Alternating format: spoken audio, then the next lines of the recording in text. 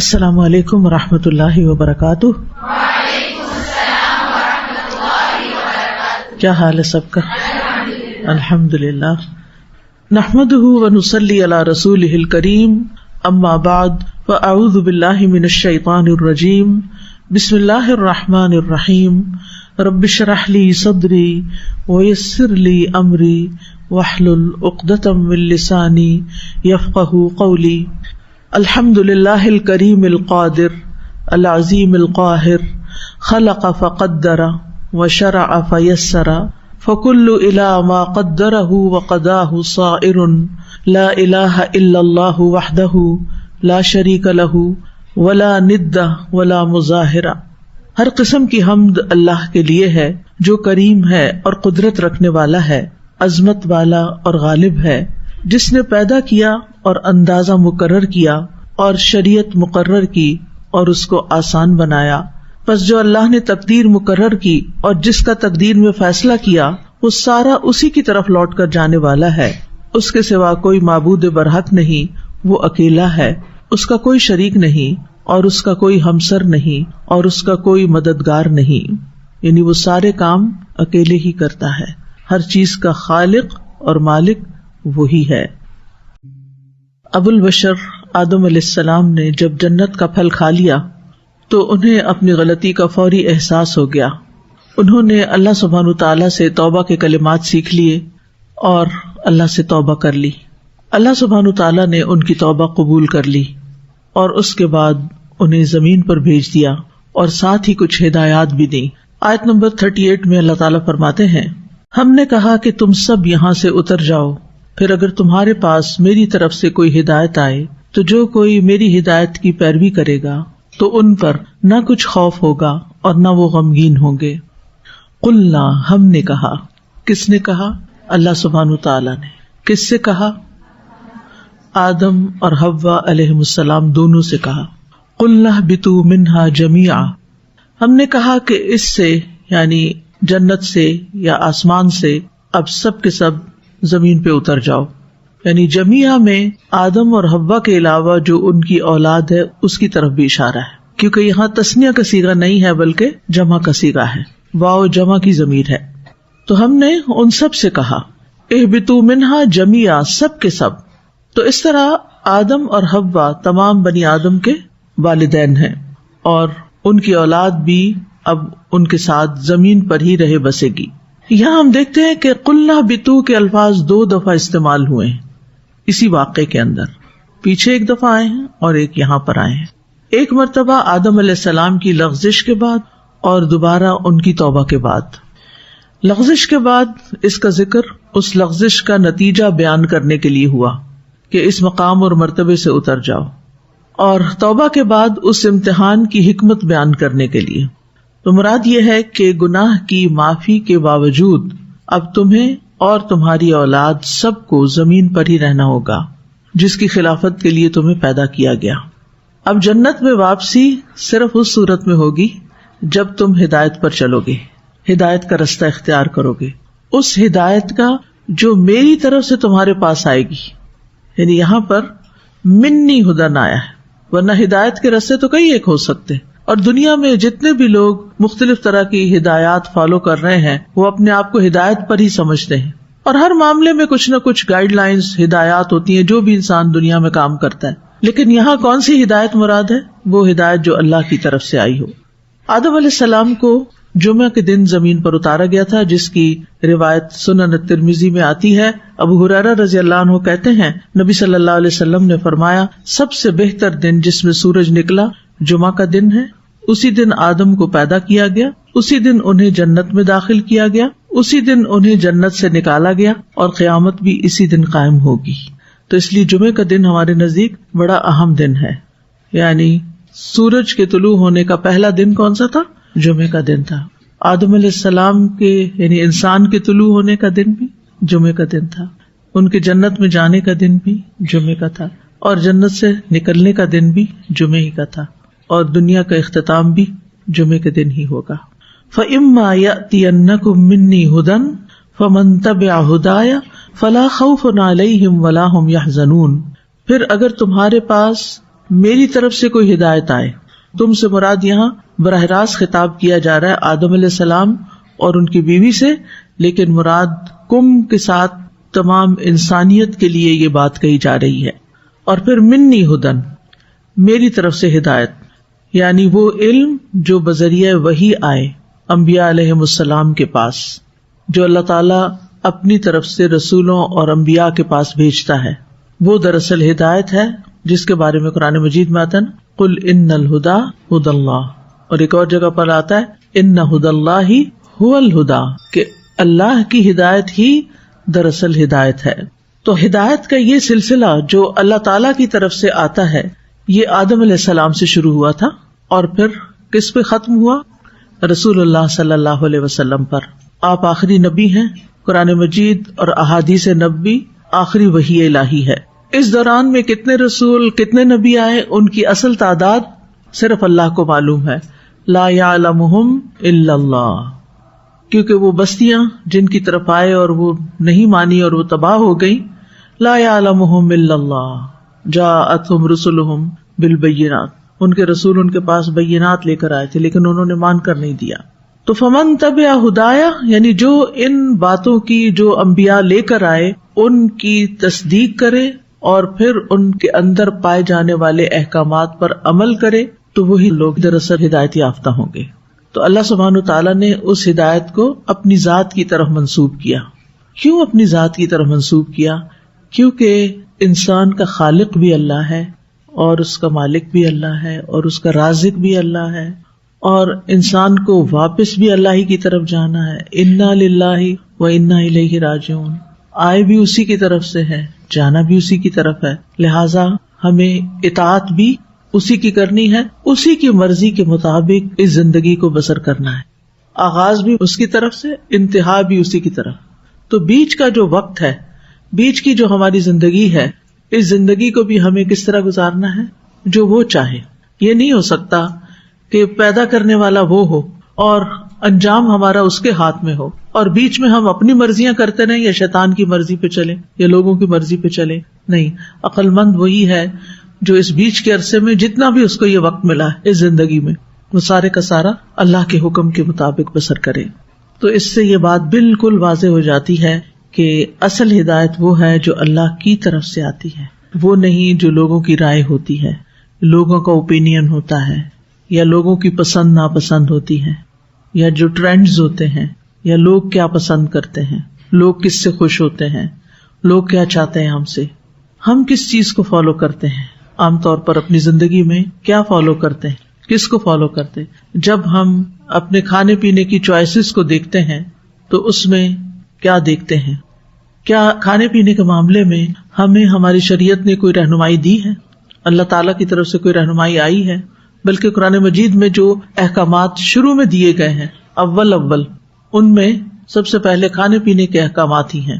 لباس کے معاملے میں کوئی رہنمائی ملتی ہے ہمیں کہ کیسا لباس پہنے اور کیا نہ پہنے؟ قرآن مجید سے ملتی ہے، احادیث سے ملتی ہے. پھر ہمیں کیا کرنا چاہیے؟ اسی کو فالو کرنا چاہیے. شادی بیاہ کے معاملے میں، مرد اور عورت کے ریلیشن شپ کے معاملے میں کوئی رہنمائی ملتی ہے ہمیں؟ ملتی ہے. وراثت کے معاملے میں، مال کمانے کے معاملے میں، خرچ کرنے کے معاملے میں، صرف نماز، روزہ، حج، زکوٰۃ ہی کے بارے میں نہیں، زندگی کے ہر معاملے میں ہمیں ہمارے دین نے رہنمائی دی ہے، اور وہ رہنمائی اللہ تعالیٰ کی طرف سے آئی ہے.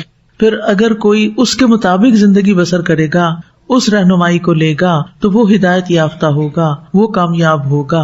اور یہ صاف صاف اعلان کر دیا گیا ڈے 1 سے ہی، شروع سے ہی. اور یہ اس آخری کتاب قرآن مجید میں یہ سب کچھ پوری طرح پریزرو کر دیا گیا قیامت تک کے لیے، تمام انسانوں کے لیے، کہ اصل ہدایت یہ ہے. تو کوئی کتنا بھی بڑا عالم ہو، کوئی کتنا بھی بڑا سائنٹسٹ ہو، کتنا بھی بڑا ریسرچر ہو، کوئی ڈاکٹر ہو، کوئی انجینئر ہو، کوئی بھی، کوئی فلاسفر ہو، کوئی پوئٹ ہو، شاعر ہو، کوئی بھی ہو، کوئی راہب ہو، کسی نے اپنی ساری زندگی صرف عبادت کرتے گزاری ہو، نو میٹر ہو سو ایور، کسی کی بات بھی حجت نہیں. ہر چیز کے لیے ہمیں رہنمائی قرآن و سنت سے ہی لینی ہے، اور اسی میں ہمارا فائدہ ہے. کیونکہ بعض اوقات ہم قرآن و سنت کو پیچھے کر دیتے ہیں، ہم کہتے ہیں فلاں کا یہ قول ہے، فلاں یہ کہتا ہے، فلاں کی یہ رائے ہے، آخر وہ بھی تو اتنا پڑھا لکھا ہے. نہیں، وہ اللہ کی مخلوق ہے، اس کی سوچ لمیٹڈ ہے، اس کا تجربہ لمیٹڈ ہے. انسان اپنے آپ کو بھی پوری طرح نہیں جانتا، کہاں یہ کہ تمام انسانوں کو جان کر ان کے لیے کوئی قانون وضع کرے جو ان سب کے فائدے میں ہو، جو ان بائسڈ ہو، جس میں کوئی زیادتی نہ ہو، کوئی ظلم نہ ہو، جس میں سب کو اس کا حق دیا گیا ہو. یہ صرف اور صرف اللہ سبحانہ وتعالیٰ ہی کر سکتا ہے. تو اس لیے فَإِمَّا يَأْتِيَنَّكُم مِّنِّي هُدًى فَمَن تَبِعَ هُدَايَ فَلَا خَوْفٌ عَلَيْهِمْ وَلَا هُمْ يَحْزَنُونَ. تو ان پر نہ کوئی خوف ہوگا اور نہ وہ غمگین ہوں گے. آئندہ زمانے میں یعنی قیامت کے دن انہیں کسی خوف کا سامنا نہیں کرنا پڑے گا. کیوں؟ اس لیے کہ وہ جس رب سے ملاقات کے لیے جا رہے ہیں، اب دوبارہ اٹھ کر قبروں سے نکل کر، انہوں نے اپنی ساری زندگی اسی فکر میں گزاری، اسی جستجو میں گزاری، اسی چیز کو معلوم کرنے میں گزاری کہ ہمارا رب ہم سے کیا چاہتا ہے. اور پھر صرف معلوم نہیں کر لیا بلکہ اس کے مطابق عمل بھی کیا. کیونکہ یہاں پر آپ دیکھیے فمن تبع ہدایا، تبع کا کیا مطلب؟ فالو کرنا. اور یہ فالو کرنے کا لفظ تو آج اس دور میں کوئی مشکل ہے ہی نہیں. کیا مطلب ہے فالو کرنے کا؟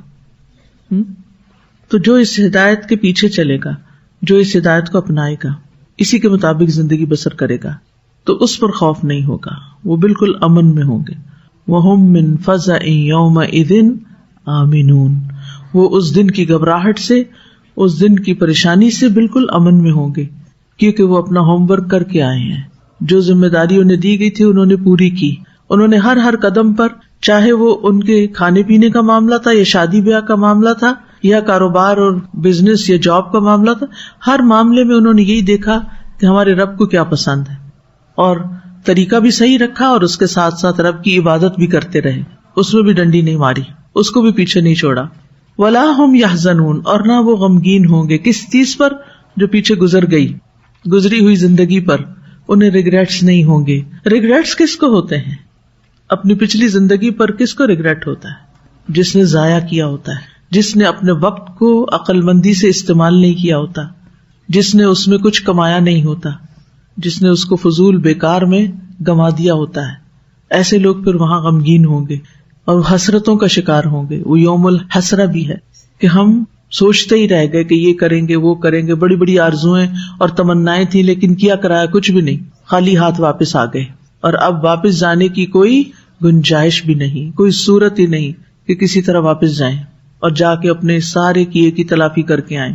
آج یہ بات سمجھانا بڑوں کو بھی اور بچوں کو خاص طور پر بڑا ہی مشکل ہو گیا ہے کہ جب انہیں کہا جائے کہ اپنا وقت ضائع نہ کرو، وہ سمجھتے ہیں ابھی بہت عمر پڑی ہے، ابھی تو ہمارے کھانے پینے، عیش و عشرت کرنے، گھومنے پھرنے کے دن ہیں، اور اس طرح اپنا وقت ضائع کرتے رہتے ہیں، جس کا نتیجہ اس دنیا میں بھی بھگتنا پڑتا ہے اور آخرت تو ہے ہی. تو عقل مند وہی ہے کہ جو آخرت کے خوف اور غم سے بچنے کے لیے اپنی آج کی زندگی کو اللہ کی بھیجی ہوئی ہدایت اور اطاعت کے مطابق گزارے. آپ دیکھیں جب کوئی انسان فوت ہوتا ہے تو پیچھے والے سارے رو رہے ہوتے ہیں، غمگین ہوتے ہیں. کچھ لوگ تو اس غم سے نکل ہی نہیں پاتے، سال ہا سال تک اس غم میں مبتلا رہتے ہیں. وہ جب جدائی کا سوچتے ہیں تو وہ پریشان ہوتے ہیں. لیکن جو جانے والا ہوتا ہے، اگر وہ نیک ہو، اگر وہ مقربین میں سے ہو، اس کا اتنا اچھا استقبال کیا جاتا ہے کہ اس کو دنیا یاد ہی نہیں آتی، اس کو پیچھے والے یاد نہیں آتے، وہ ان کے لیے نہیں روتا، کیونکہ اس کو پچھلی زندگی سے بہتر زندگی برزخ کی مل چکی ہوتی ہے اور وہاں وہ خوشحال ہوتا ہے. اب دنیا کی زندگی میں آپ دیکھیں کتنی مزریز ہیں، خاص طور پر انسان موت سے پہلے بعض اوقات لمبی بیماری کاٹتا ہے، بعض اوقات محتاج ہو جاتا ہے، بعض اوقات حالات دگرگوں ہو جاتے ہیں، اس کے کنٹرول میں نہیں رہتے. کوئی اولاد کی پریشانی ہے، کوئی ماں باپ کی ہے، کوئی بہن بھائیوں کی ہے، کوئی کسی کی. کیونکہ بہت دفعہ انسان اپنی زندگی میں خوشحال ہوتے ہوئے بھی کہ اس کی اپنی زندگی میں کوئی غم نہیں، اس کا گھر بڑا اچھا ہے، اس کو کھانے پینے کو ملا ہوا ہے، اس کو معاون مددگار ملے ہوئے ہیں، اس کو ہیلپر ملے ہوئے ہیں، اور اس کی زندگی میں اس کے جو ساتھ رہنے والے ہیں، چاہے ساس سسر ہوں، چاہے شوہر ہو، چاہے بچے ہوں، سب اس سے بہت پیار کرتے ہیں، سبھی کچھ ہے. لیکن وہی انسان ساری نعمتیں پا کر جب اپنے بہن بھائیوں کو دیکھتا ہے کہ ان کی زندگی مزریبل ہے، ان کے پاس کھانے کو نہیں، یا ان کو گھروں میں پریشانیاں ہیں، تو اس کو کیا ہوتا ہے؟ دنیا میں اپنی خوشیاں وہ بھول جاتا ہے. ایک بچی اپنے گھر میں کتنی بھی خوش ہو، لیکن جو ہی وہ سوچتی ہے کہ اس کے ماں باپ کا ہاتھ تنگ ہے یا اس کے ماں باپ جو ہیں ان کو کوئی تکلیف ہے، تو وہ کیا کرتی؟ پریشان ہو جاتی، غمگین ہو جاتی، اور اپنے بچوں کو دیکھنا بھول جاتی کہ ہائے میرے ماں باپ بیمار ہیں، انہیں کوئی دیکھنے والا نہیں. یعنی اس دنیا میں رہ کر خوف اور غم سے چھٹکارا پانا ممکن ہی نہیں، سوائے اس کے کہ انسان اس درجے پر اللہ کا مقرب ہو کہ تقدیر پر اس کا ایسا ایمان ہو، توکل اس کا اتنا بڑھا ہوا ہو کہ پھر اپنا غم ہو یا دوسروں کا ہو، ہر چیز کو اللہ کے حوالے کر دے، تقدیر پہ راضی ہو جائے. جو تقدیر پر ایمان رکھتا ہے نا وہ تقدیر پہ راضی ہو جاتا ہے نا. تقدیر میں لکھا تھا نا کہ میری والدہ بچپن میں چلی جائیں گی. کچھ لوگوں کے ماں باپ بچپن میں فوت ہو جاتے ہیں نا، وہ ساری زندگی غم اٹھائے پھرتے ہیں، ہم ماں باپ کے بغیر پلے تھے، ہم ماں باپ کے بغیر پلے تھے. بالکل پلے تھے، لیکن یہ تقدیر کا ایک حصہ تھا، یہ اللہ کا فیصلہ تھا، اور اللہ کا فیصلہ بہت بہترین ہوتا ہے. اللہ کا کوئی فیصلہ ظلم والا نہیں ہوتا. اس میں تمہارے لیے بڑی خیر تھی. کچھ بچے اپنے ماں باپ کے گھر نہیں پلتے، کسی اور کے گھر پلتے ہیں، ان کو اڈاپٹ کر لیا جاتا ہے. یہ کوئی بھی ریزن ہوتا، بڑے ہو کر وہ اس کمپلیکس سے باہر نہیں نکلتے کہ ہمارے ساتھ یہ کیوں ہو گیا، ہم نے ایک نارمل لائف کیوں نہیں گزاری. تقدیر میں تھا، ہو گیا، اب اس پہ ریگریٹ نہیں کرو. یعنی دنیا میں بھی بہت سے لوگ ماضی کے غم سے نکل نہیں پاتے. جن کو تقدیر پر ایمان ہوتا ہے وہ ان سب چیزوں سے اوپر اٹھ جاتے ہیں. یہ میرے رب کا فیصلہ تھا اور میرا رب کسی پہ ظلم نہیں کرتا، میرے رب نے میرے لیے بہتر ہی سوچا، اس لیے میرا ٹھکانہ یہ بنایا. میں اپنے رب کے فیصلوں پر راضی. رضیت باللہ ربن، رب پالنے والا نا، اس نے میرے پالنے کا یہ انتظام کیا. رضیت باللہ ربن وبالاسلام دینا وبمحمد نبیا. لہٰذا اس کے دل میں غم نہیں رہتا، وہ پریشان نہیں ہوتا. یہ اللہ کا فیصلہ ہے. اور آپ دیکھیے جو آپ ان چیزوں پر ایمان لاتے جاتے ہیں، آپ دنیا میں بھی خوف اور غم سے نجات. خوف کیوں نہیں آتا ان کو؟ اس توکل ہے اللہ پہ. ڈاکٹرز بتاتے ہیں اتنے عرصے میں تمہاری زندگی ختم ہے، ٹھیک ہے اللہ نے اتنی لکھی ہے، رضیت باللہ ربن، جانا تو ہے ہی. تو اب اس غم میں ہی مبتلا رہے کہ جانا ہے جانا ہے جانا ہے، تو اب ہم کچھ بھی نہ کریں. نہیں، جو وقت ہاتھ میں ہے اس سے کچھ کر لیتے ہیں اور اللہ سے اچھی امید رکھتے ہیں. تو آپ سوچیے کہ جب ایک انسان کا ایمان مضبوط ہو جاتا ہے نا، توکل مضبوط ہو جاتا ہے، تقوی آ جاتا ہے اس میں، تو اس کو بھی خوف اور غم نہیں رہتا. لیکن آخرت میں تو بالکل ہی نہیں رہے گا نا، بالکل بے فکر ہو جائیں گے. لیکن شرط یہ ہے کہ ہدایت کی پیروی کی جائے. ہم جب ہدایت کی پیروی کی بات سوچتے ہیں نا، صرف ریچولز کے بارے میں سوچ، نماز روزہ حج زکات، بس کتاب بند. یہاں ہماری کتاب ہدایت نے، ذالک الکتاب لا ریب فیہ ھدی للمتقین نے ہمیں بہت سی چیزوں، زندگی کے ہر معاملے میں رہنمائی دی ہے. اگر ہم اس کتاب کو پڑھتے رہیں اور اس کے مطابق اپنے مسائل حل کرتے رہیں تو انشاءاللہ انتہائی پرسکون اور اطمینان میں ہوں گے. تو اس شخص کو خوف نہیں ہوتا جس نے اپنا کام درست کیا ہوتا ہے، اپنے وقت کو صحیح استعمال کیا ہوتا ہے. اس شخص پر کوئی غم نہیں ہوتا جس نے اپنے وقت کو، اپنی زندگی کو صحیح مقاصد کے لیے استعمال کیا ہوتا ہے. سورۃ طٰہٰ میں اللہ تعالیٰ فرماتے ہیں اسی واقعے کے سلسلے میں، قَالَ اهْبِطَا مِنْهَا جَمِيعًا، وہاں آدم اور حوا کو خطاب ہے. اب آپ دیکھیے ایک جگہ ایک لفظ استعمال ہوا، دوسری جگہ دوسرا. اس میں کوئی کنٹرڈکشن نہیں ہے، اس میں وسعت ہے، یعنی ان کو براہ راست بھی خطاب ہے اور سب سمیت بھی. قَالَ اهْبِطَا مِنْهَا جَمِيعًا، تم دونوں اکٹھے اس سے اتر جاؤ. بعض لوگ کہتے ہیں نا آدم کو کہیں اتارا، حوا کو کہیں اتارا، تو اس آیت میں کیا ہے؟ جمیعاً، سارے اتر جاؤ. بعضکم لبعض عدو، تم میں سے بعض کے دشمن ہوں گے. فَإِمَّا يَأْتِيَنَّكُم مِّنِّي هُدًى فَمَنِ اتَّبَعَ هُدَايَ فَلَا يَضِلُّ وَلَا يَشْقَىٰ. پھر اگر تمہارے پاس میری طرف سے کوئی ہدایت آئے، جو میری ہدایت کے پیچھے چلا تو نہ وہ گمراہ ہوگا اور نہ مصیبت میں پڑے گا. تو گمراہی اور مصیبت سے نکلنے کا راستہ کتاب ہدایت میں ہے، اللہ کی طرف سے بھیجی ہوئی ہدایت میں ہے. اور اس کی پیروی اسی وقت ہو سکتی ہے جب ہم اس کو پڑھتے رہیں، سمجھتے رہیں، اس کے ساتھ تعلق جوڑے رہیں اور ساری زندگی جوڑے رکھیں. یہ صرف کسی کورس کی حد تک نہیں، بلکہ یہ ساری زندگی کے لیے ہمارے لیے رہنما کتاب ہے، اور اسے مضبوطی سے پکڑ کے رکھنا چاہیے. چاہے ہم کہیں بھی ہوں، چاہے ہم کچھ بھی کر رہے ہوں، چاہے ہم زندگی کی کسی بھی سٹیج پر ہوں. اور اس کا ایک طریقہ تو یہ ہے نا کہ ہم خود سے پڑھیں. بعض اوقات خود سے پڑھتے ہیں، خیال بھٹک جاتے ہیں، ادھر ادھر ہو جاتے ہیں.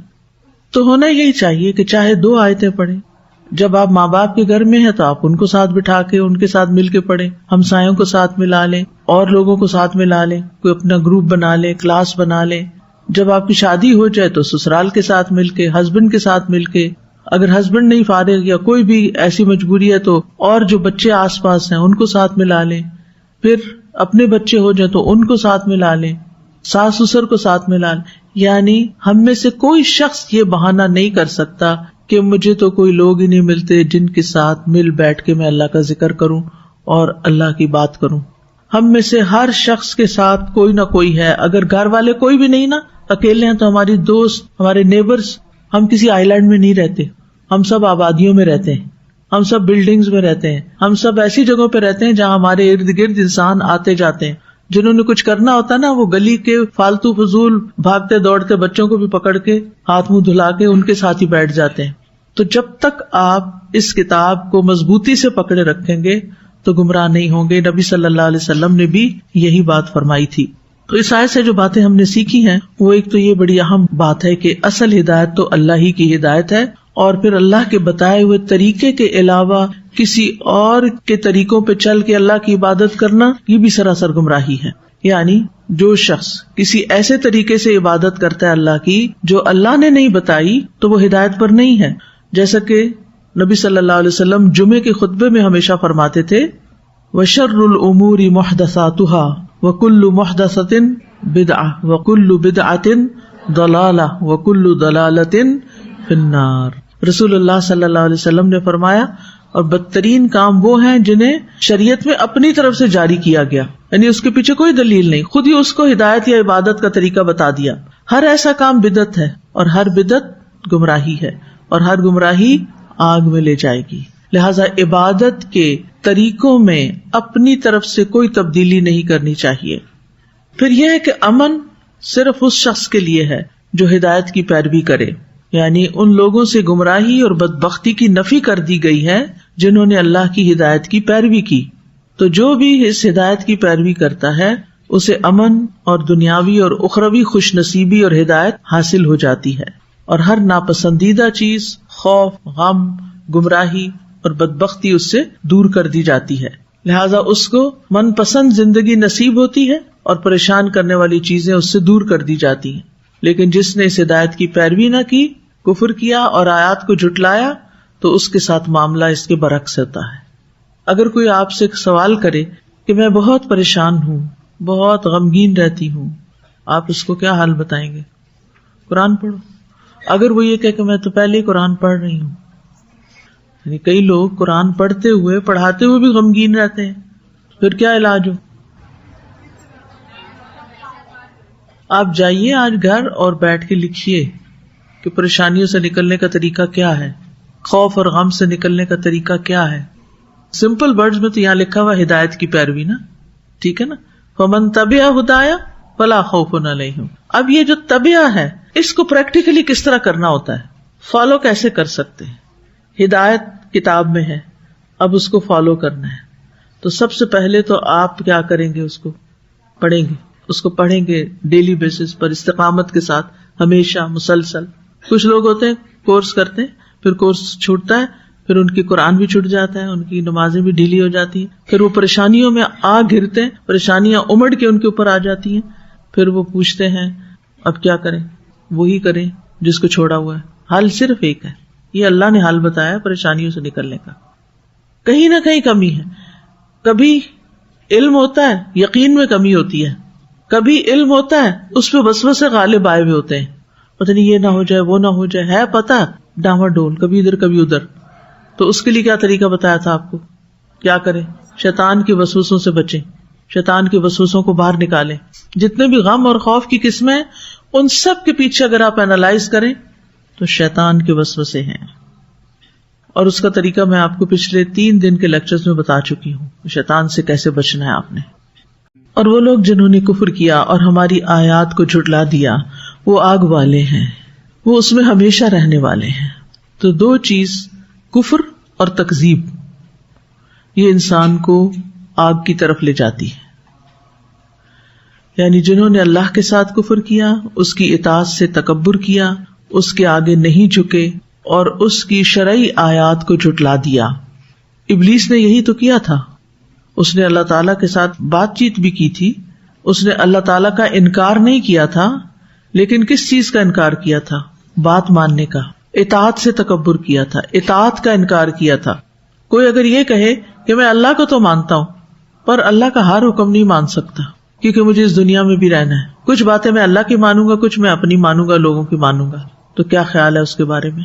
کیا یہ رویہ درست ہوگا؟ نہیں. یا ایھا الذین آمنوا ادخلوا فی السلم کافۃ، رات تراویح میں سنا ہوگا، ادخلوا فی السلم کافۃ، اسلام میں، سلامتی میں پورے کے پورے داخل. تو جب میں یہ آیت سن رہی تھی، پھر سلم جو ہے اسلام کے لیے بھی ہے اور سلامتی کے لیے بھی ہے. تو جو اسلام میں پورا داخل ہو گیا گویا وہ امن اور سلامتی میں آ گیا، اور جس نے انکار کیا اور جھٹلا دیا تو پھر اس کے لیے کیا ہے؟ اس کے لیے آگ ہے. اور خالدون یعنی وہاں ان کا ابدی قیام ہوگا، آگ کے ساتھ لازم ہو کر رہ جائیں گے. اصحاب النار کا لفظ جہاں بھی آتا ہے نا، یہ صرف کفار کے لیے آتا ہے. ٹھیک ہے، یعنی جو شخص ایمان تو رکھتا ہے، صرف سستی کی وجہ سے کچھ چیزیں چھوڑ دیتا ہے، کچھ ناسمجھی کی وجہ سے، تو اگر اس کو سمجھ آ جاتی ہے اور وہ اپنے کام شروع کر دیتا ہے تو توبہ کر لیتا ہے تو اس کے گناہ معاف ہو جائیں گے، وہ ہمیشہ آگ میں نہیں رہے گا. اور اگر اس نے توبہ نہیں کی اور مر گیا تو جہنم میں جانے کے بعد نکال لیا جائے گا. تو اصحاب صاحب کی جمع ہے، صاحب کہتے ہیں ساتھی کو جو ہمیشہ ساتھ رہے. تو اصحاب النار آگ کے ساتھ ہمیشہ رہنے والے صرف کفار ہوں گے کہ جو اللہ تعالیٰ کا یا اللہ تعالیٰ نے جن چیزوں پر ایمان لانے کا حکم دیا یعنی کفر اکبر جو ہے اس کا ارتکاب کریں. مومنوں کے لیے یہ لفظ کبھی نہیں آتا. مومن ایمان والے اگر کبیرہ گناہوں کی وجہ سے وہ جہنم میں گئے بھی تو نکال لیے جائیں گے. تو اس آیت سے جو باتیں پتہ چلتی ہیں وہ یہ کہ 2 خصلتیں لازماً جہنم میں لے کے جانے والی ہیں، اور وہ 2 خصلتیں کون سی ہیں؟ کفر اور تکذیب. اس آیت میں جہنم کا اس بات بھی ہے اور جہنم کے ثابت ہونے پر قطعی دلائل موجود ہیں. ٹھیک ہے، اس سے پہلے واتقوا النار التی اعدت للکافرین. پھر یہ کہ جہنم کو فنا نہیں ہے، جہنم ختم نہیں ہوگی اور اس کا عذاب مسلسل ہوگا. والذین کفروا لہم نار جہنم لا یقضی علیہم فیموتوا ولا یخفف عنہم من عذابها کذالک نجزی کل کفور. قیامت کے دن موت کو ذبح کر دیا جائے گا. ابو سعید خدری کہتے ہیں رسول اللہ صلی اللہ علیہ وسلم نے فرمایا موت کو ایک ایسے مینڈے کی شکل میں لایا جائے گا جو سفید اور سیاہ ہوگا.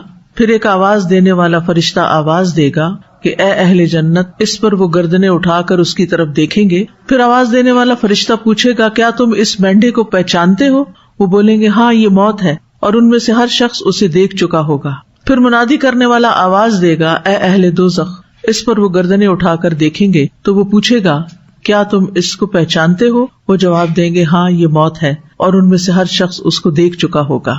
پھر اسے ذبح کر دیا جائے گا. پھر کہا جائے گا اے جنت والو اب تمہارے لیے ہمیشگی ہے، موت تم پر کبھی نہ آئے گی. اور اے جہنم والو تم بھی ہمیشہ اس میں رہو، اب موت نہیں ہے. موت کا خاتمہ ہو جائے گا لیکن جہنم کا خاتمہ نہیں ہوگا.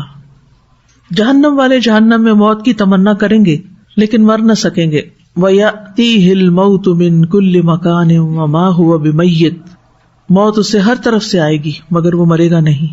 ثُمَّ لَا يَمُوتُ فِيهَا وَلَا يَحْيَا. جہنم کی زندگی نہ زندگی ہے اور نہ موت ہے. إِنَّهُ مَن يَأْتِ رَبَّهُ مُجْرِمًا فَإِنَّ لَهُ جَهَنَّمَ لَا يَمُوتُ فِيهَا وَلَا يَحْيَا. بے شک حقیقت یہ ہے کہ جو اپنے رب کے پاس مجرم بن کر آئے گا تو یقیناً اسی کے لیے جہنم ہے، نہ وہ اس میں مرے گا اور نہ جیے گا. تو یہاں یہ قصہ مکمل ہوتا ہے. آدم علیہ السلام کے بارے میں چند ایک باتیں اور آپ کے گوش گزار کرنا چاہوں گی کہ آدم علیہ السلام ایک طویل زندگی گزارنے کے بعد بالآخر فوت ہوئے. تو ان کا آخری وقت کیسا تھا اس کے بارے میں مسند احمد میں ایک روایت آتی ہے جسے البانی نے صحیح قرار دیا ہے. اتئی سے روایت ہے، وہ کہتے ہیں کہ میں نے مدینہ منورہ میں ایک بزرگ کو گفتگو کرتے ہوئے دیکھا تو لوگوں سے ان کے متعلق پوچھا کہ یہ کون ہے. لوگوں نے بتایا کہ یہ ابی ابن کعب ہیں. ابی ابن کعب کون تھے؟ یہودی عالم تھے جو مسلمان ہو گئے. وہ کہہ رہے تھے جب آدم علیہ السلام کی موت کا وقت آیا تو انہوں نے اپنے بیٹوں سے فرمایا بچوں میں جنت کے پھل کھانا چاہتا ہوں. ان کو جنت کی یاد آئی، چنانچہ ان کے بیٹے جنتی پھل کی تلاش میں نکل گئے. ان کا سامنا فرشتوں سے ہوا. ان کے ساتھ کفن اور حنوط تھی اور ان کے ہاتھوں میں کلہاڑیاں، پھاوڑے اور کسیاں بھی تھی. فرشتوں نے ان سے پوچھا اے اولاد آدم کہاں کا ارادہ ہے اور کس چیز کو تلاش کر رہے ہو، کہاں جا رہے ہو؟ انہوں نے بتایا کہ ہمارے والد بیمار ہیں اور ان کا دل جنتی پھل کھانے کو چاہ رہا ہے۔ فرشتوں نے ان سے کہا کہ واپس چلے جاؤ کہ تمہارے والد کا وقت آخر قریب آ گیا ہے، یعنی موت کا وقت آ گیا ہے۔ فرشتے جب آدم علیہ السلام کے پاس پہنچے تو حوا علیہ السلام انہیں دیکھتے ہی پہچان گئیں، کیونکہ دیکھ چکی تھی پہلے جنت میں، اور آدم علیہ السلام کے ساتھ چمٹ گئیں۔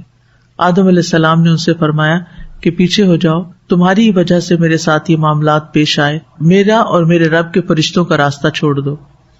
چنانچہ فرشتوں نے ان کی روح قبض کر لی، انہیں غسل دیا، کفن پہنایا، حنوط لگائی، گڑھا کھودا، قبر تیار کی، ان کی نماز جنازہ پڑھی، پھر قبر میں اتر کر انہیں قبر میں لٹایا، اس پر کچی اینٹیں برابر کر دی، پھر قبر سے باہر نکل کر ان پر مٹی ڈالنے لگے، اور اس کے بعد کہنے لگے، اے بنی آدم، یہ ہے مردوں کو دفن کرنے کا طریقہ۔ مستدرک حاکم بھی آتا ہے کہ فرشتوں نے ہی غسل اور کفن کا طریقہ سکھایا تھا۔ رسول اللہ صلی اللہ علیہ وسلم نے فرمایا، یہ صحیح الجامع صغیر کی روایت ہے، جب آدم علیہ السلام فوت ہوئے تو فرشتوں نے انہیں طاق بار غسل دیا۔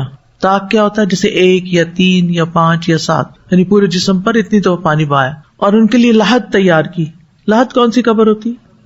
بغلی قبر جو ہوتی ہے نا، پہلے زمین میں گڑھا کھودتے ہیں، پھر جو دیوار ہوتی ہے اس کے اندر گڑھا کھود کر اس کے اندر مردے کو ڈالا جاتا ہے، جیسے کسی ڈراور میں چیز رکھی جاتی ہے، اور پھر اس کے بعد اس کے ساتھ دیوار چن دی جاتی، اینٹیں رکھ دی جاتی ہیں۔ تو وہ لحد تیار کی گئی ان کی، اور کہا کہ یہ آدم کی سنت ہے ان کی اولاد کے لیے۔ اگرچہ آدم علیہ السلام کو زمین میں دفن کیا گیا، جس کے بارے میں فرمایا بھی گیا، منہا خلقناکم وفیہا نعیدکم ومنہا تخرجون، کہ اسی زمین سے تم نکالے جاؤ گے۔ زمین میں آدم علیہ السلام کا جسم ہے، لیکن آدم علیہ السلام کو ایک برزخی زندگی بھی دی گئی ہے جو کہ پہلے آسمان پر ہے۔ صحیح بخاری میں آتا ہے، نبی صلی اللہ علیہ وسلم نے واقعہ معراج کا ذکر کرتے ہوئے فرمایا، بس جبریل مجھے لے کر چلے حتیٰ کہ آسمان دنیا پر پہنچے تو دروازہ کھلوایا، پوچھا گیا کون ہے؟ انہوں نے بتایا کہ جبریل۔ پوچھا گیا آپ کے ساتھ کون ہے؟ آپ نے بتایا کہ محمد صلی اللہ علیہ وسلم۔ پوچھا گیا کیا انہیں بلانے کے لیے آپ کو بھیجا گیا ہے؟ انہوں نے جواب دیا ہاں۔ اس پر آواز آئی، خوش آمدید، کیا ہی مبارک ہے آنے والے، اور دروازہ کھول دیا گیا۔ نبی صلی اللہ علیہ وسلم فرماتے ہیں، پھر جب میں اندر گیا تو میں نے وہاں آدم علیہ السلام کو دیکھا پہلے آسمان پر۔ جبریل علیہ السلام نے فرمایا، یہ آپ کے والد آدم ہیں، انہیں سلام کیجیے۔ میں نے ان کو سلام کیا تو انہوں نے سلام کا جواب دیا اور فرمایا، خوش آمدید نیک بیٹے اور نیک نبی۔ ایک روایت میں ہے کہ جب فرشتوں نے دروازہ کھولا تو ہم پہلے آسمان پر چڑھ گئے۔ وہاں ہم نے ایک شخص کو بیٹھے ہوئے دیکھا، ان کے داہنی طرف کچھ لوگوں کے جھنڈ تھے اور کچھ بائیں طرف تھے۔ جب وہ اپنی دائیں طرف دیکھتے تو مسکرا دیتے اور جب بائیں طرف دیکھتے تو رو دیتے۔ انہوں نے مجھے دیکھ کر فرمایا، اچھے آئے ہو صالح نبی اور صالح بیٹے۔ میں نے جبریل علیہ السلام سے پوچھا، یہ کون ہے؟ انہوں نے کہا، یہ آدم علیہ السلام ہیں، اور ان کے دائیں اور بائیں جو جھنڈ ہیں یہ ان کے بیٹوں کی روحیں ہیں، یعنی ان کی اولاد کی روحیں ہیں۔ جو جھنڈ دائیں طرف ہیں وہ جنتی ہیں اور جو بائیں طرف ہیں وہ دوزخی ہیں۔ اس لیے جب وہ اپنی دائیں طرف دیکھتے ہیں تو خوشی سے مسکرا اٹھتے ہیں، اور جب بائیں طرف دیکھتے ہیں تو رنج سے رو دیتے ہیں۔ اب آپ سوچ رہے ہوں گے کہ وہاں پر آدم علیہ السلام کا جسم تو نہیں تھا، تو کیسے ان کو دکھایا گیا، یا وہاں وہ کیسے ہیں؟ آپ کو معلوم ہے نا کہ صرف آدم علیہ السلام نہیں بلکہ اور کون؟ بہت سے انبیاء ہیں آسمانوں پر، وہ ان کی برزخی زندگی ہے، ٹھیک ہے۔ عیسیٰ علیہ السلام تو جسم و روح دونوں کے ساتھ ہیں۔ یاد رکھیے، دنیا میں آنے سے پہلے ہماری روح تھی صرف، وہ ڈومیننٹ تھی، بلکہ جسم تو تھا ہی نہیں، وہی تھی۔ دنیا میں آئے تو روح کو ایک جسم مل گیا، اب جسم ڈومیننٹ ہے اور روح اس کے تابع ہے، ٹھیک ہے۔ روح اس کے تابع، کس کے؟ جسم کے۔ جسم کو زیادہ اختیارات ہیں۔ جب ہم فوت ہو جائیں گے تو جسم مٹی میں چلا جائے گا اور روح ڈومیننٹ ہو جائے گی۔ اب معاملات روح کے ساتھ ہوں گے، جسم اس کے تابع ہوگا۔ جو کچھ روح پہ بیتے گا جسم بھی اس کو محسوس کرے گا، چاہے وہ مٹی بن چکا ہو۔ اسی سے عذاب قبر ثابت ہوتا ہے، ٹھیک ہے۔ پھر قیامت کا دن ہوگا، پھر کیا ہوگا؟ روح واپس جسم میں چلی جائے گی۔ اب روح اور جسم دونوں ہی جنت میں انجوائے کریں گے، یا جہنم میں، دونوں ہی تکلیف اٹھائیں گے۔ تو یہ ہے ہمارا کاسمک جرنی، یہ ہے ہمارا سفر، ٹھیک ہے۔ اس سارے سفر کے اندر بس یہ وقت جو اس وقت مجھے اور آپ کو ملا ہوا نا، یہ انتہائی قیمتی ہے۔ اس کو کسی قیمت پر ضائع نہ ہونے دیں، اس سے خوب فائدہ اٹھا لیں، اور قرآن کو تو بس مضبوطی سے پکڑ، وہ بن نواجس کے پکڑنے کی ہدایت دی گئی ہے. یعنی جیسے کوئی چیز، یہ جو ڈاڑھیں ہیں نا ہماری، ان کے اندر مضبوط پکڑ لیے، نہیں اس سارے حصے کے اندر، جبڑے کے اندر مضبوط پکڑ لیا جائے تو چھڑا نہیں سکتا نا. سب سے زیادہ مضبوطی یہاں ہوتی ہے. یعنی کسی قیمت پر کوئی بھی تکلیف ہو، پریشانی ہو، مشکل ہو، خوشی ہو، مصروفیت ہو، زندگی میں کچھ بھی ہو، اس کو نہیں چھوڑنا، کیونکہ اس پر نجات کا انحصار ہے کہ اس کے مطابق کتنی زندگی بسر کر رہی ہے. ابھی آپ دیکھیں تقریباً آپ میں سے سب لوگوں نے آدم علیہ السلام کا قصہ پہلے بھی پڑھ رکھا ہے، لیکن ہمیں کتنے سبق ملے ہیں اس سے.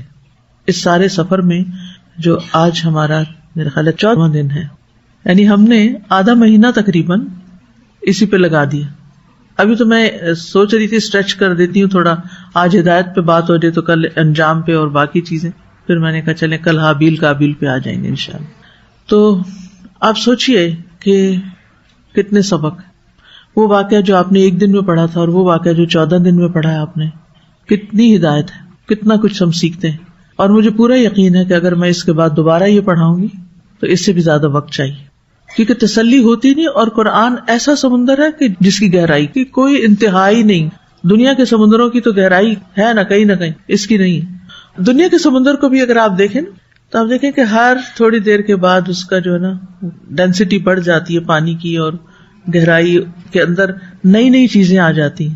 کسی نے مجھے ویڈیو بھیجی کہ اتنے میٹر تک یہ مچھلیاں پائی جاتی ہیں، اور اس کی تصویر باہر لگائی ہوئی تھی. اس سے اتنے میٹر تک پانی میں جائیں تو یہ مچھلیاں اور مخلوق ہے، اس کی تصویر لگائی تھی. سبحان اللہ، ہر ایک کا اپنا اپنا لیول ہے اور لیئر ہے، اور اس کے اندر وہ رہ رہے ہیں. قرآن کو سمجھنے کی بھی ایسی ہی لیئرز ہیں اور ایسے ہی لیولز ہیں. تو اس لیے کبھی یہ نہ سمجھیں کہ ہم نے ایک دفعہ پڑھ لیا تو قصہ ختم. اس کے ساتھ جڑے رہیں، اس پہ تدبر کرتے رہیں. اگر آپ کا تعلیم القرآن کورس ختم ہو جائے تو تدبر کے کورس کو جوائن کر لیں، اور اس میں 4 مہینے میں میرے خیال 1 یا 2 سپارے پڑھائے جاتے ہیں. اس سے بہرحال رفتار تیز ہوتی ہے. تو آپ دیکھیں گے واقعی اگر آپ اس کتاب کے ساتھ جڑے ہوئے ہیں نا، آپ کو کسی دوسری چیز کی پرواہ نہیں رہتی. لوگ آپ کے ساتھ کیا کرتے ہیں، دنیا میں کیا ہو رہا ہے، کس طرح کی خبریں آ رہی ہیں. لا خوف علیہم ولا ہم یحزنون. دنیا میں بھی خوف اور غم سے بچنے کا یہی طریقہ ہے، اور آخرت میں بھی. امام ابن تیمیہ کے بارے میں آتا نا کہ جب ان کو قلعے میں قید کر دیا گیا تھا تو انہوں نے 81 بار قرآن ختم کیا، اور 82ویں بار اس آیت پر تھے سورۃ القمر کی، ان المتقین فی جنات و نہر فی مقعد صدق عند ملیک مقتدر. تو ان کی روح پرواز کر گئی، اور وہ کہا کرتے تھے کہ مجھے افسوس ہے کہ میں نے اپنی زندگی میں قرآن کو وہ وقت نہیں دیا جو مجھے دینا چاہیے تھا. حالانکہ انہوں نے قرآن مجید میں جتنا غور و فکر کیا اور جیسے جیسے احکامات اس سے نکالے، بہت کم لوگوں کو وہ نصیب ہوا ہے. لیکن وہ بھی افسوس کرتے ہوئے گئے. ہم لوگ جو وقت ہی نہیں دیتے اس کو، اللہ ہم پہ رحم کر دے. ہمارے اندر یقین کی کمی ہے، اس یقین کو پختہ کرنے کی ضرورت ہے. بہرحال اب تھوڑی سی بات رہ گئی ہے کہ قیامت کے دن آدم علیہ السلام کا مقام کیا ہوگا. ابو ہریرہ کہتے ہیں نبی صلی اللہ علیہ وسلم نے فرمایا، قیامت کے دن سب سے پہلے آدم علیہ السلام کو پکارا جائے گا تو ان کی اولاد انہیں دیکھے گی. کہا جائے گا یہ تمہارے باپ آدم ہے، یعنی وہاں انٹروڈیوس کیا جائے گا. وہ کہیں گے لبیک و سعدیک، میں سعادت مندی کے ساتھ حاضر خدمت ہوں. اللہ تعالیٰ فرمائے گا اپنی نسل میں سے جہنم کا حصہ الگ کر دو. آدم علیہ السلام عرض کریں گے اے میرے رب کس نسبت سے الگ کروں؟ اللہ تعالیٰ فرمائے گا ہر 100 میں سے 99. صحابہ نے عرض کیا یا رسول اللہ جب ہم میں سے 99% نکال لیے جائیں گے تو ہم میں کون باقی بچے گا؟ آپ نے فرمایا بلا شبہ میری امت تمام امتوں میں ایسے ہی ہوگی جیسے سیاہ بیل کے جسم پر سفید بال ہوتے ہیں. یعنی پورے انسانوں کی تعداد جو دنیا میں اول سے آخر تک آئے ہیں، ان میں سے امت محمد جو ہے اس کی اکثریت ہوگی جنت میں، اور وہ ایسے ہوں گے جیسے سیاہ بیل کے جسم پر کچھ سفید بال ہوں. یعنی اتنی کم تعداد ہوگی وہ. اور یہ تو آپ کو معلوم ہی ہے کہ آخرت کا امتحان ایک مشکل امتحان ہے. اور دنیا میں جتنی بھی بستیاں آئی ہیں اللہ تعالیٰ ان کے بارے میں کیا فرماتے ہیں؟ اکثر ہوں فاسقون، اکثر ایمان نہیں لائے. کل کوئی بات کر رہا تھا کہ آج کل کے حالات بڑے خراب ہیں اور بہت فتنے آ رہے ہیں، تو کیا کیا جائے، لوگوں کے اندر ایمان نہیں رہا وغیرہ وغیرہ. ان کا ایسی باتیں سوچ کے ہمیں پریشان نہیں ہونا چاہیے، اس لیے کہ نوح علیہ السلام کے دور کے حالات کیا تھے. حالانکہ وہ تو بہت ارلی ایج تھی، بہت ارلی سٹیج ہے نا. نوح علیہ السلام کی آدم علیہ السلام کے بعد جو سب سے بڑے پیغمبر گزرے رسول ہیں, بیچ میں کچھ اور بھی ہیں لیکن وہ رسول نوح علیہ السلام. کتنا عرصہ انہوں نے تبلیغ کی, 950 سال. اور کتنے لوگ مسلمان, اور کیا وہ کم تھے تعداد میں؟ تو وہ بیل پہ چند سفید بال ہی بنتے ہیں نا. وَلَقَدْ أَضَلَّ مِنْكُمْ جِبِلًّا كَثِيرًا, اللہ تعالیٰ فرمائے گا قیامت کے دن کہ یہ تو تمہارے لوگوں کی ایک اکثریت گمراہ کر کے لے گیا اپنے ساتھ. أَفَلَمْ تَكُونُوا تَعْقِلُونَ هَذِهِ جَهَنَّمُ الَّتِي كُنْتُمْ تُوعَدُونَ اصْلَوْهَا الْيَوْمَ. ہم حالات کا رونا نہیں روئیں اور نہ اس پہ پریشان ہو, ہم اپنے لیے پریشان ہو کہ ہم کیا کر رہے ہیں, ہم اپنی زندگی میں سے کتنا وقت قرآن کو دے پا رہے ہیں اور اس کے مطابق کتنا عمل ہے. اسی طرح قیامت کے دن لوگ حساب کتاب کے لیے حضرت آدم کے پاس آئیں گے کہ جلد قائم کیا جائے, اللہ تعالیٰ سے ریکویسٹ کریں. صحیح بخاری کی روایت ہے, نبی صلی اللہ علیہ وسلم نے فرمایا, میں قیامت کے دن تمام لوگوں کا سردار ہوں گا. کیا تمہیں معلوم ہے یہ کس لیے؟ اللہ تعالیٰ پہلے اور پچھلے لوگوں کو ایک میدان میں جمع کرے گا, دیکھنے والا ان کو دیکھ سکے گا اور ہر پکارنے والا ان کو اپنی آواز سنا سکے گا. سارے ہی لوگ ہوں گے لیکن دیکھے جا سکیں گے. سورج ان کے قریب آ چکا ہوگا تو کچھ لوگ کہیں گے کیا تم اپنا حال نہیں دیکھتے, کیا غم اور کرب تمہیں لاحق ہے, کوئی ایسا آدمی تلاش کرو جو تمہارے رب کے حضور تمہاری سفارش کرے. تو کچھ لوگ کہیں گے تمہارے بابا آدم موجود ہیں. چنانچہ لوگ ان کے پاس آئیں گے اور عرض کریں گے, اے آدم آپ ابو البشر ہیں, اللہ نے آپ کو اپنے ہاتھ سے بنایا, پھر آپ کے اندر اپنی روح پھونکی اور فرشتوں کو حکم دیا کہ وہ آپ کو سجدہ کریں اور آپ کو جنت میں ٹھہرایا. کیا آپ اپنے رب کے حضور ہماری سفارش نہیں کریں گے؟ کیا آپ دیکھتے نہیں کہ ہم کس حال میں ہیں اور ہمیں کس قدر مشقت پہنچ رہی ہے؟ وہ فرمائیں گے, آج میرا رب اتنا غضبناک ہے, اتنا غضبناک, نہ اس سے پہلے ہوا نہ اس سے بعد ہوگا. اس نے مجھے درخت کے قریب جانے سے منع کیا تھا لیکن مجھ سے نافرمانی ہو گئی. اب مجھے اپنی جان کی فکر ہے. نفسی نفسی, تم میرے علاوہ کسی اور کے پاس جاؤ. اور پھر نوح علیہ السلام کے پاس آئیں گے, اور پھر وہ ابراہیم علیہ السلام کے پاس آئیں گے, اور پھر وہ موسیٰ علیہ السلام کے پاس آئیں گے, پھر عیسیٰ علیہ السلام کے پاس آئیں گے, اور آخر کار محمد صلی اللہ علیہ وسلم کے پاس. اور پھر آپ اللہ تعالیٰ کی حمد بیان کریں گے, سجدے میں گر پڑیں گے, پھر شفاعت ہوگی اور قیامت قائم ہوگی, یعنی حساب کتاب شروع ہوگا. اللہ تعالیٰ ہمیں اس دن اپنے امن میں رکھے اور ہم سے ناراض نہ ہو. اللہ تعالیٰ نے آدم علیہ السلام کی اولاد کو فضیلت بھی بخشی ہے جس کا ذکر قرآن مجید میں آتا ہے. اولئک الذین انعم اللہ علیہم من النبیین من ذریۃ آدم وممن حملنا مع نوح ومن ذریۃ ابراہیم واسرائیل وممن ہدینا واجتبینا اذا تتلی علیہم آیات الرحمن خروا سجدا وبکیا. تو آدم علیہ السلام کو اللہ تعالیٰ نے کئی اعتبار سے فضیلت دی. ان کی اولاد میں انبیاء اٹھائے, ان کی اولاد کو بنی آدم کہہ کے مخاطب کیا, یعنی تمام انسان کیا ہیں, بنو آدم ہے, اور وہ ہمارے لیے کیا ہیں, باپ کی حیثیت رکھتے ہیں, ابو البشر ہیں. اللہ تعالیٰ نے آدم کی اولاد کو عزت بخشی, وَلَقَدْ كَرَّمْنَا بَنِي آدم. اور اللہ تعالیٰ نے آدم علیہ السلام کی پیٹھ سے روحوں کو نکال کر سب سے عہد بھی لیا تھا, عہد الست, اور بنی آدم کو مخاطب کر کے شیطان سے خبردار بھی کیا تھا اور شیطان کی عبادت سے روکا بھی تھا. أَلَمْ أَعْهَدْ إِلَيْكُمْ يَا بَنِي آدَمَ أَلَّا تَعْبُدُوا الشَّيْطَانَ إِنَّهُ لَكُمْ عَدُوٌّ مُّبِينٌ وَأَنِ اعْبُدُونِي هَذَا صِرَاطٌ مُّسْتَقِيمٌ. بنی آدم پر اللہ تعالیٰ کے بہت سارے احسانات بھی ہیں. تمام مخلوقات کے مقابلے میں رزق میں, علم میں, ایمان میں ان کو فضیلت عطا کی ہے. اور بنی آدم جو ہیں وہ بھولنے والے بھی ہیں. حدیث میں آتا ہے سارے بنی آدم خطا کار ہیں اور خطا کاروں میں سے سب سے بہتر جو توبہ کرنے والے ہیں. اور پھر اللہ سبحانہ تعالیٰ آدم علیہ السلام کے 2 بیٹوں کا ذکر قرآن مجید میں کرتے ہیں. چونکہ وہ آدم علیہ السلام ہی کے بیٹے ہیں اس لیے انشاءاللہ ہم اسی کو کنٹینیو کریں گے اور کل انشاءاللہ اس کے بارے میں بات ہوگی. اللہ تعالیٰ ہمیں عمل کی توفیق عطا فرمائے. وآخر دعوانا ان الحمد للہ رب العالمین. سبحانک اللہم وبحمدک اشہد ان لا الہ الا انت استغفرک واتوب الیک. السلام علیکم ورحمۃ اللہ وبرکاتہ.